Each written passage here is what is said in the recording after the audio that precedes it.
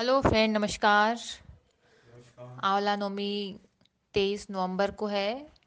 2020, 23 नवंबर। इसको अक्षय नवमी भी कहते हैं। हाथ में चावल ले लीजिए, फूल ले लीजिए। आंवला नवमी की कहानी व्रत के समय कही और सुनी जाती है।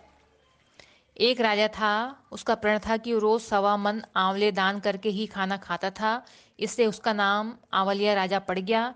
एक दिन उसके बेटे बहू ने सोचा कि राजा इतने सारे आंवले रोजाना दान करते हैं, इस प्रकार तो एक दिन सारा खजाना खाली हो जाएगा।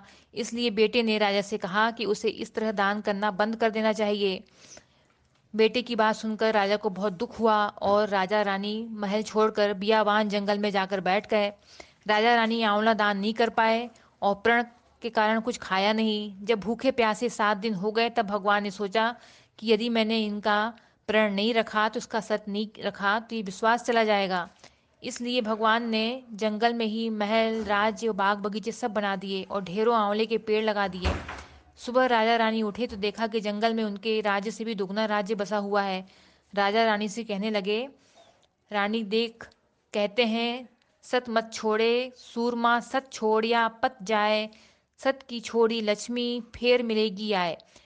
आओ नहा धोकर आंवले दान करें और भोजन करें। राजा रानी ने आंवले दान करके खाना खाया और खुशी खुशी जंगल में रहने लगे। उधर आंवला देवता का अपमान करने व माता पिता से बुरा व्यवहार करने के कारण बहू बेटे के बुरे दिन आ गए। राज्य दुश्मनों ने छीन लिया, दाने दाने को मोहताज हो गए और काम ढूंढते हुए अपने पिताजी के राज्य में आ पहुंचे। उनकी हालत इतने बिगड़े थे कि पिता ने उन्हें बिना पहचाने ही काम पर रख लिया।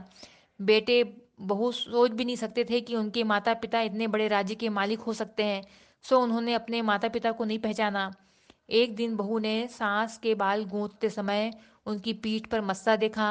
उसने ये सोचकर रोना आने लगा कि ऐसा मस्सा मेरी सास के भी था। हमने ये सोचकर उन्हें आंवला दान करने से रोका था कि हमारा धन नष्ट हो जाएगा। आज वे लोग ना जाने कहाँ होंगे।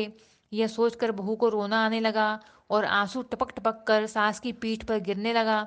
रानी ने तुरंत पलट कर देखा और पूछा कि तू क्यों रो रही है। उसने बताया कि आपकी पीठ जैसा मस्सा मेरी सास की पीठ पर भी था। हमने उन्हें आंवले दान करने से मना किया, इसलिए वे घर छोड़कर कहीं चले गए। तब रानी ने उन्हें पहचान लिया, सारा हाल पूछा और अपना हाल बताया। अपने बेटे बहू को समझाया कि दान करने से धन कम नहीं होता बल्कि बढ़ता है। बेटे बहू भी अब सुख से राजा रानी के साथ रहने लगे। हे भगवान, जैसा राजा रानी का सत रखा वैसा ही सबका सत रखना।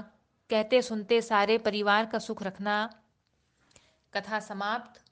अब आपने अपने हाथ में जो चावल लिया है और फूल लिया है वो आप आंवले के वृक्ष पर चढ़ा दें। धन्यवाद।